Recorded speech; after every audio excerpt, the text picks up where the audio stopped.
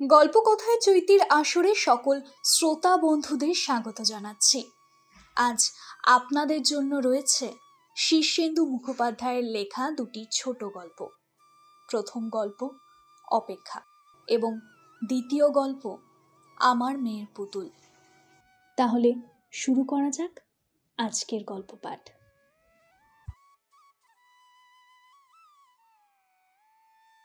মেয়ে দাঁড়িয়ে আছে জানলার চৌকাঠে, দু হাতে ধরে আছে জানলার শিক।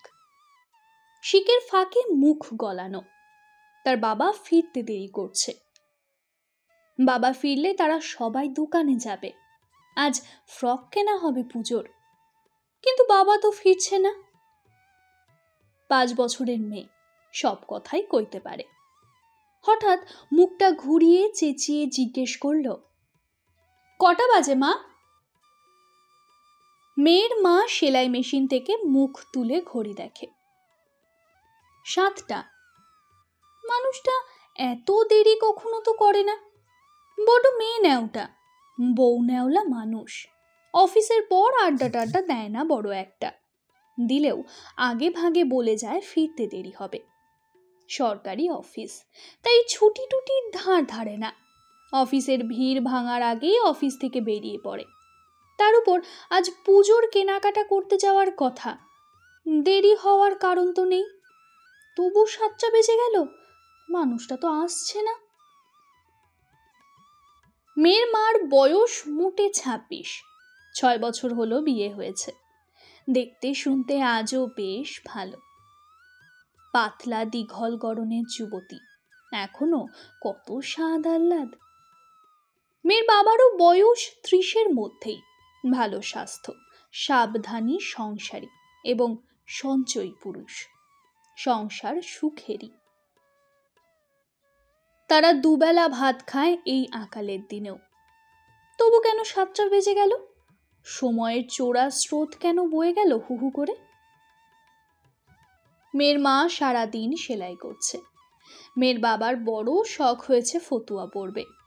পরশু 4 গজ পাতলা লং ক্লথ কিনে এনেছে।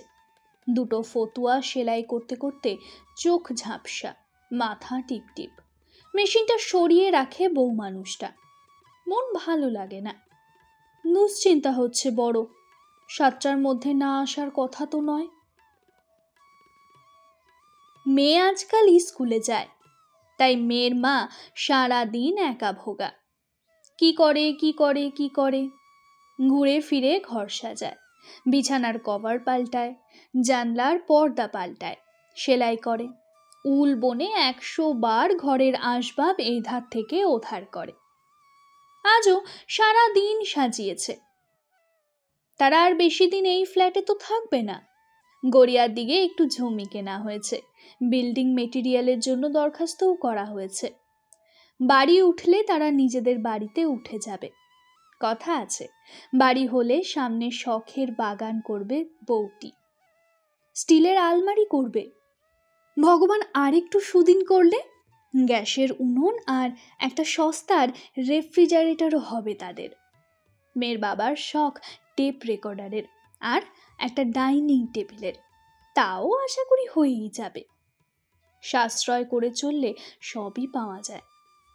কিন্তু 7টা বাজে, সময় বয়ে যাচ্ছে যে। মেয়ের মা রান্নাঘরে আসে। দুশ্চিন্তা আর দুশ্চিন্তা। দেরির একটাই মানে হয়, কিন্তু মানেটা ভাবতে চায় না বউ মানুষটি। সে ঢাকনা খুলে দেখে রুটিগুলো শক্ত হয়ে গেল কিনা। সে এলে আবার একটু গরম করে ঘি মাখিয়ে কচুর ডালনার সঙ্গে দেবে। চায়ের জলটা কি বসাবে এখনই? হাতে কেটলি নিয়ে ভাবে বউটি। জনতা স্টোভের সলতে উস্কে দিয়ে দেশলাই ধরাতে গিয়েও কি ভেবে যেন রেখে দেয়। জল বেশি ফুটলে চায়ের স্বাদ হয় না। এসেই তো পড়বে এক্ষুনি, তখন চাপাবে না হয়। মেয়ে আবার চেঁচায়, কটা বাজলো মা? বুকটা ধক করে ওঠে। ঘড়ি না দেখেই বউটি উত্তর দেয়, কটা আর? এই তো 6:30।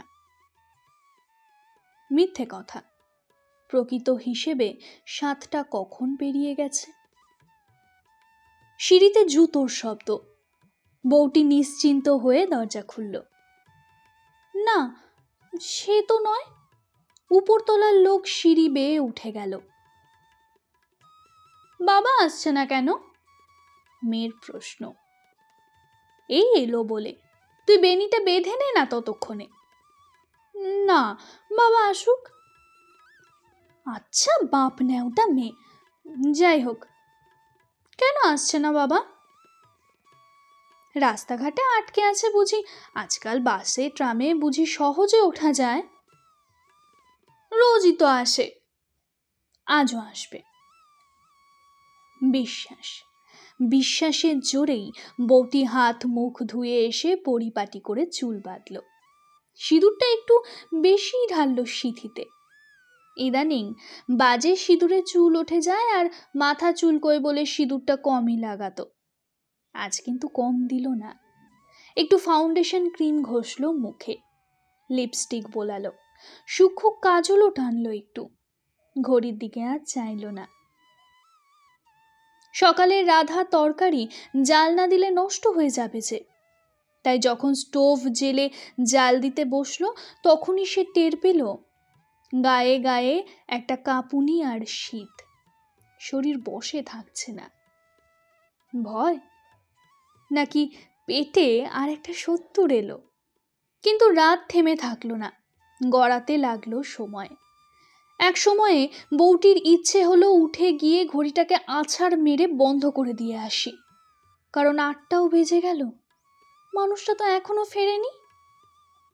লুকিয়ে আছে কোথাও? ভয় দেখাচ্ছে না তো? জানলায় দাঁড়িয়ে থেকে থেকে ক্লান্ত হয়েছে শিশুটি। তার খিদে পেয়েছে, তেষ্টা পেয়েছে। বউটি পাশের ফ্ল্যাটে গিয়ে একবার ঘুরে এলো। ও ফ্ল্যাটের কর্তা ফিরেছেন। ও বাড়ির বউ শুনে টুনে বলে, রাত তো বেশি হয়নি গো, এই 8:30।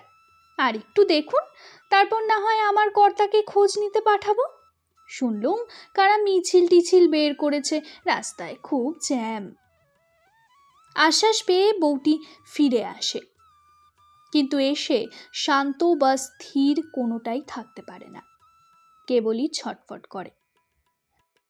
ঘড়ির কাঁটা এক মুহূর্তও থেমে থাকছে না যে। বউটি বার 2 বাথরুমে ঘুরে এলো। মেয়েকে খাওয়াতে বসে বারবার চোখে আসা জল মুছল আঁচলে। তার বয়স বেশি নয়, মাত্র 6 বছর হলো বিয়ে হয়েছে। একটা জীবন পড়ে আছে সামনে। ঘড়ির কাঁটা জলস্রোতের মতো বয়ে চলেছে, কিছুতেই ঠেকানো যাচ্ছে না। সিঁড়িতে পায়ের শব্দ, বারবার উপরে উঠে আসে, আরো উপরে উঠে যায়। সিঁড়িতে পায়ের শব্দ, নেমে আসে, নেমে যায়। ঘড়ির কাঁটা ঘুরছে, সময় যাচ্ছে বয়ে। শিশু মেয়েটি এবার ঘুমিয়ে পড়ে।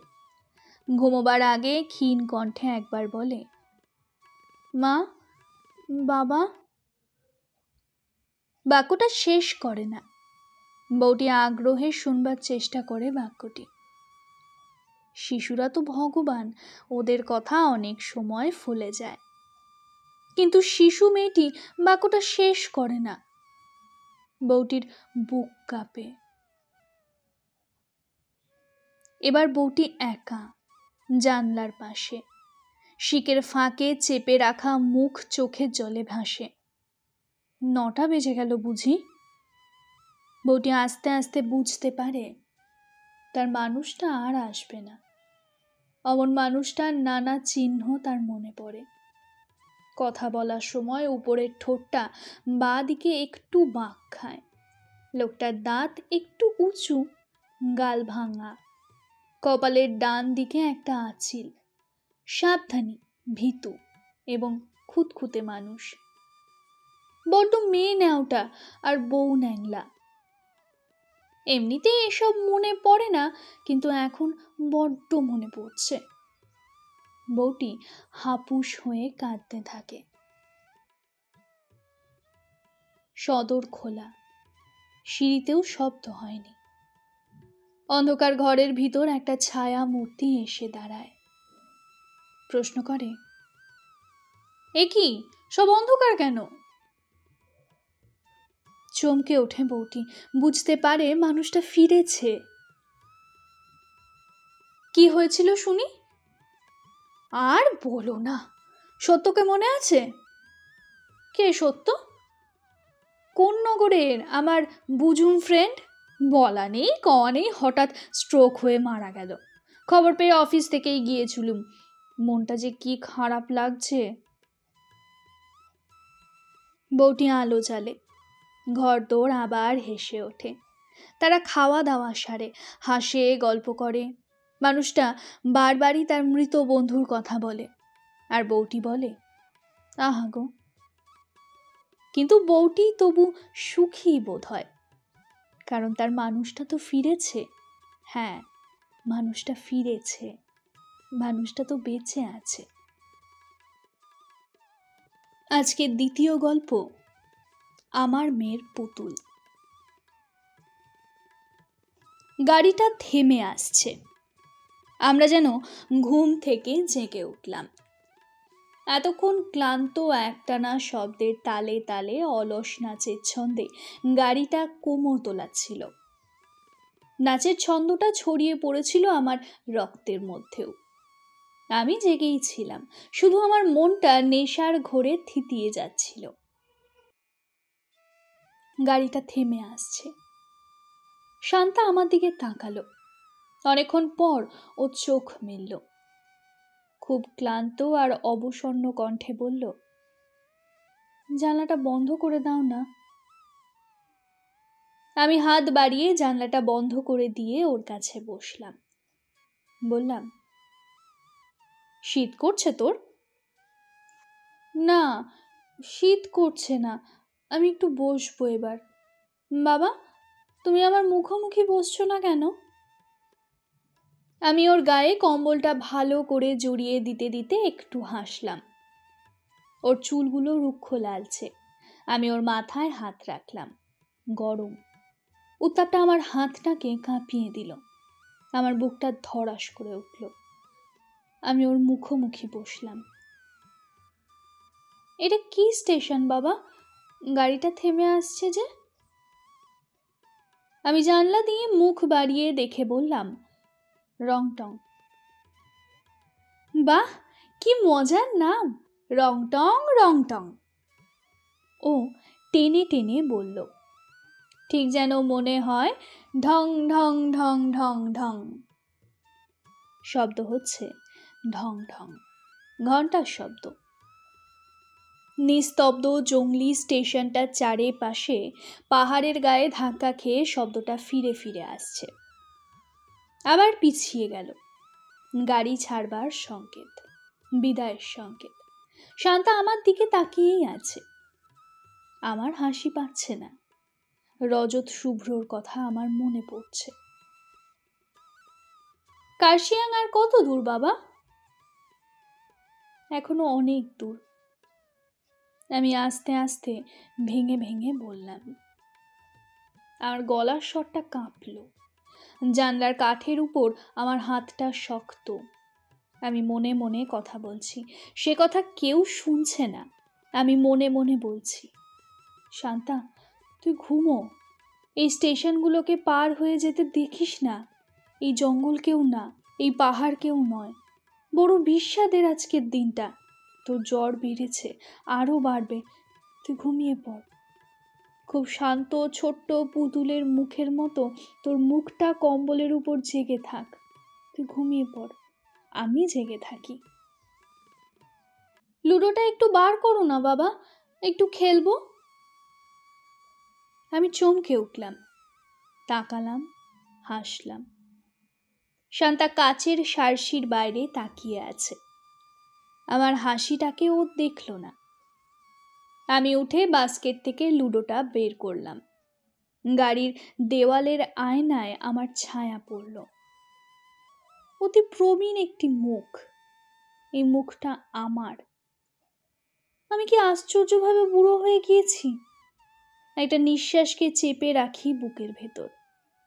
আমার 17 বছরের মেয়ে এই নিঃশ্বাসটার শব্দ শুনলে চমকে উঠবে। কিন্তু নিঃশ্বাসটা আছে, প্রতি মুহূর্তেই সেটা বেরিয়ে আসতে চায়। আমি তাকে যত অনুভব করি তত যন্ত্রণার ছাপ আমার মুখে বার্ধক্যের চাবুক মেরে কতগুলো নতুন রেখা এঁকে দেয়। শান্তার মতো আমিও রজত শুভ্রকে ভুলতে চেষ্টা করি। আমরা লুডো খেলতে শুরু করেছি। আমি হারছি। শান্তার চোখ দুটো আনন্দে জলজল করছে। ও হাসছে। বাবা, তুমি হেরে যাচ্ছ যে। ও মা, 1-6-3 দিয়ে তুমি আমার গুটিটা খেতে পারতে না? আমি কিছু শুনছি না, কিছু দেখছি না। অলস নাচের ছন্দে গাড়িটা কোমর দোলাচ্ছে, টাল খাচ্ছে, বেঁকে যাচ্ছে, আবার সোজা হচ্ছে। শান্তা হাসছে। আমার বুকে নির্জন একটা যন্ত্রণা, একক এবং অসহনীয়। থাক বাবা, খেলতে আর ভালো লাগছে না, এসো একটু গল্প করি, শান্তা বলল। ওর মুখটা আমি দেখেছি, সুন্দর কোমল কিন্তু শুষ্ক, শুধু চোখ দুটো জলজল করছে। আমি বললাম, কেন রে, বেশ তো খেলছিলি। কিন্তু তুমি মন দিয়ে খেলছো না যে। তার চেয়ে আমাকে গল্প বলো, ভালো গল্প বলো, সুন্দর গল্প, যে গল্প শুনে মন খারাপ হয় না। আমি একটু হাসলাম। কিন্তু এখন যে তোর ওষুধ খাওয়ার সময় হলো শানু। ওষুধ থাক না বাবা, আর ভালো লাগে না ওষুধ খেতে। কিন্তু যেখানে যাচ্ছ সেখানে যে তোমাকে আরো নিয়মে থাকতে হবে মা। ছেলে মানুষই করলে অসুখ সারবে কি করে?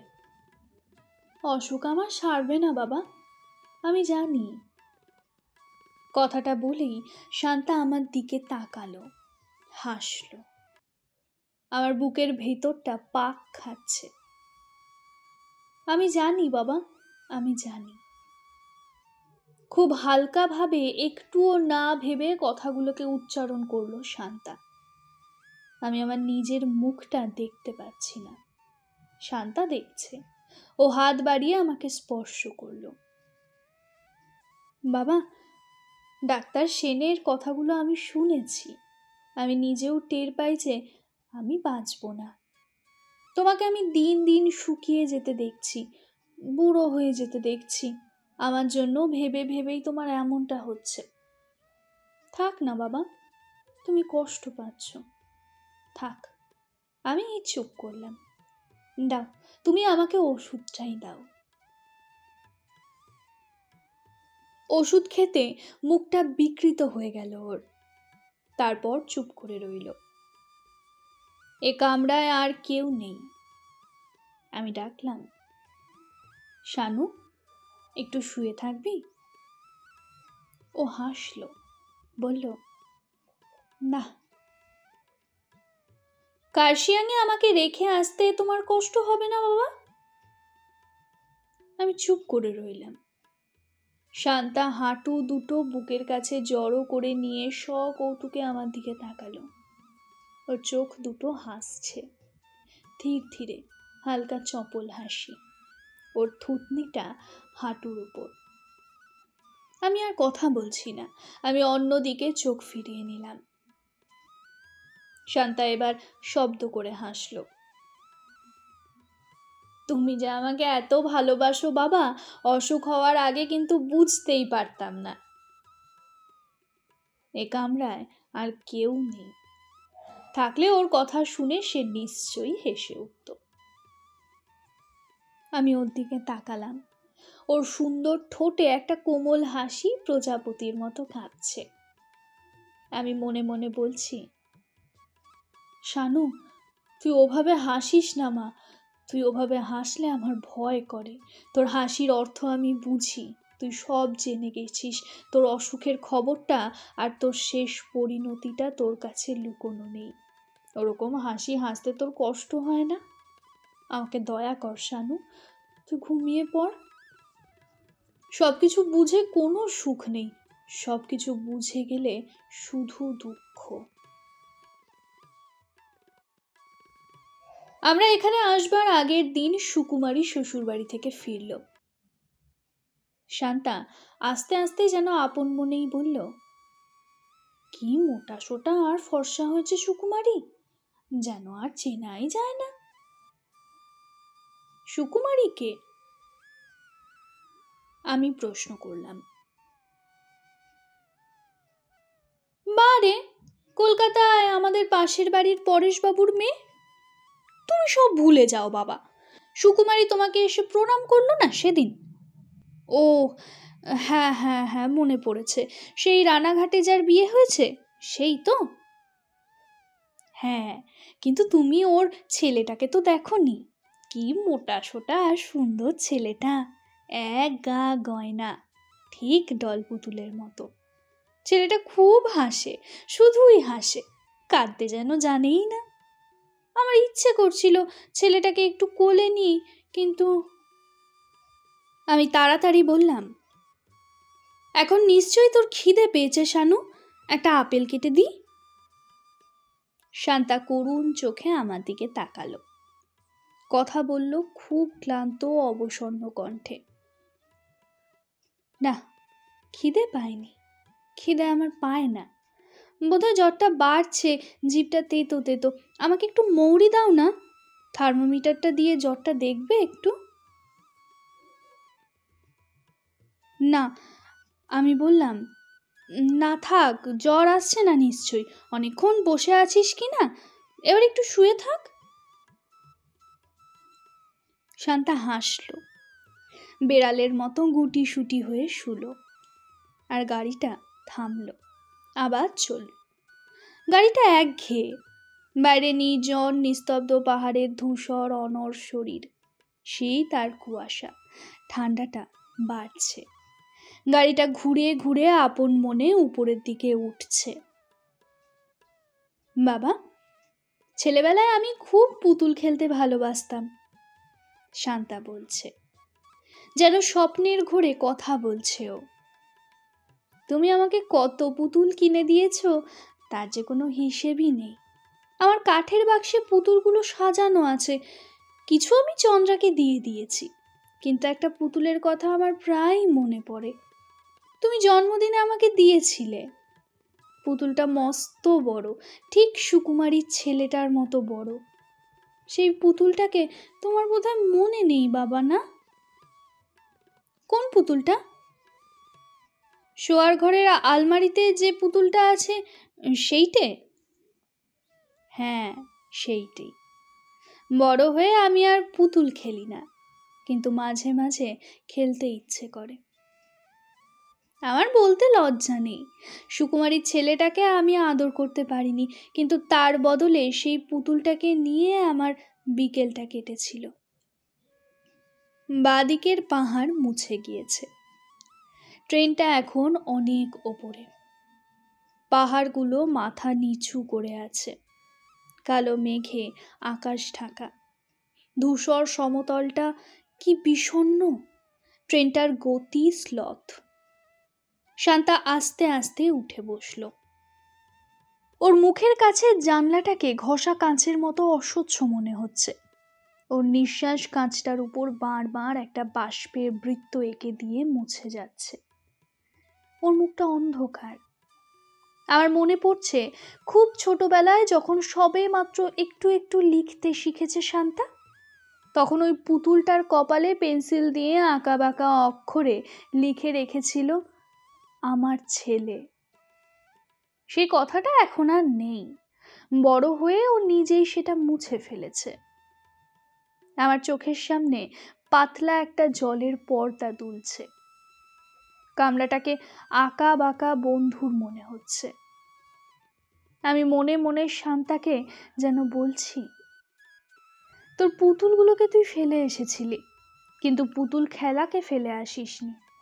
শানু, আমরা সবাই অমনি ভাবেই পুতুল খেলি, তোর পুতুলগুলোকে আমি চিনি। রজত শুভ্র তেমনই পুতুল, তাকে তুই মেরে ফেলেছিস। কলকাতা ছাড়বার পর গাড়িতে তুই গম্ভীর দৃষ্টিতে অ্যালার্ম চেনটাকে দেখছিলি, ওটা টানলেই গাড়িটা থেমে যাবে। রজত শুভ্র নিজেকে অমনিভাবে থামিয়ে দিয়েছিল। অমনিভাবে চেনটার মতো দুলতে দুলতে তোর আঙুলগুলো বেঁকে যাচ্ছিল। তোর মুখটায় জল রঙের কতগুলো রেখা খেলা করে গেল। আমি জানি ওরকমই হয়। রজত শুভ্ররা মরবার জন্যেই জন্মায়।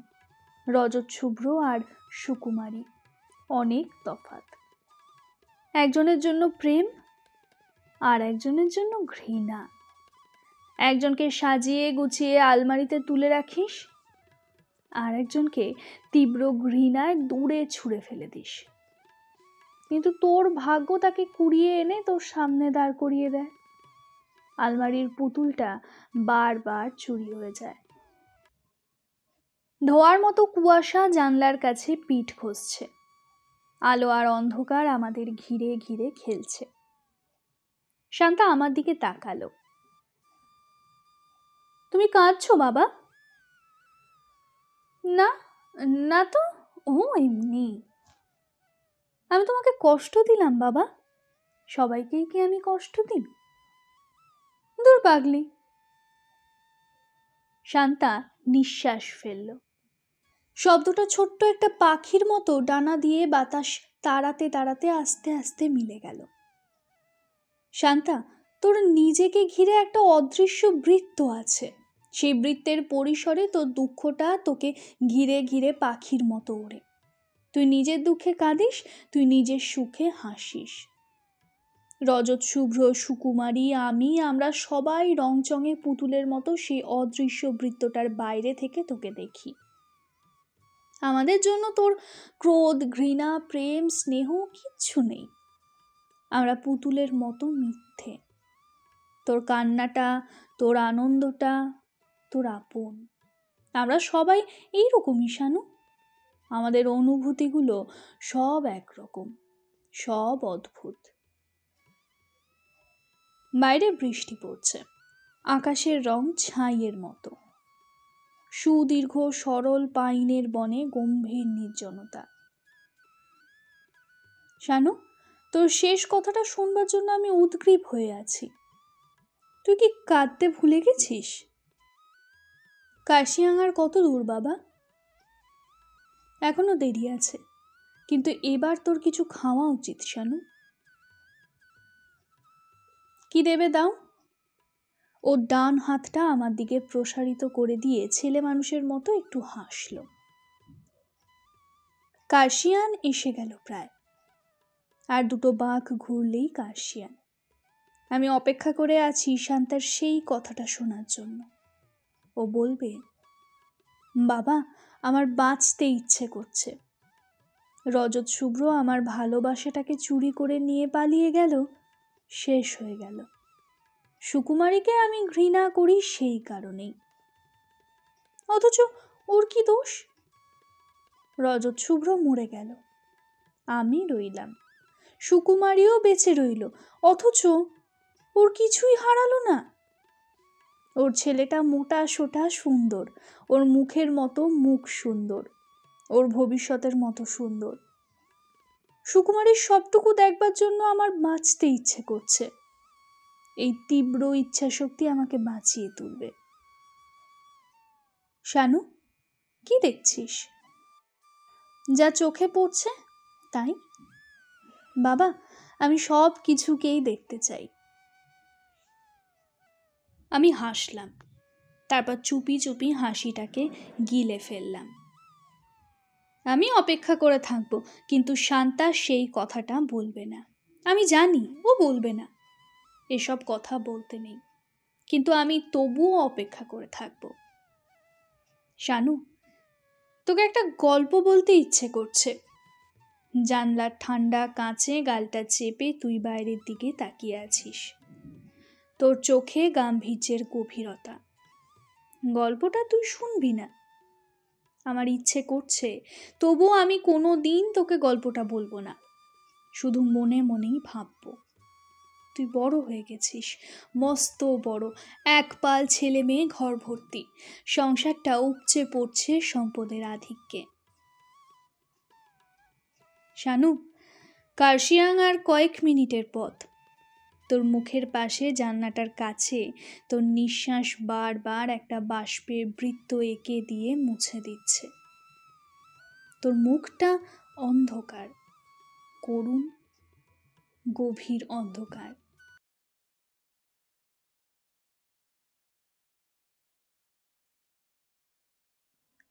শ্রোতা বন্ধুরা, আজকের গল্পটি আপনাদের কেমন লাগলো? যদি ভালো লেগে থাকে তাহলে অবশ্যই একটি লাইক করে দেবেন, আর শেয়ার করে আপনার কাছের মানুষ বা বন্ধুটিকেও শোনাতে পারেন। কমেন্ট করে আপনাদের মতামত জানাতেও যেন ভুলবেন না। আজ তবে চলি। বাংলা সাহিত্যের আরও একটা নতুন সৃষ্টি নিয়ে আগামী দিনে আবারও হাজির হব আপনাদের আনন্দ দিতে। আশা করি চ্যানেলটি সাবস্ক্রাইব করে আমার পাশে থাকবেন আপনারা।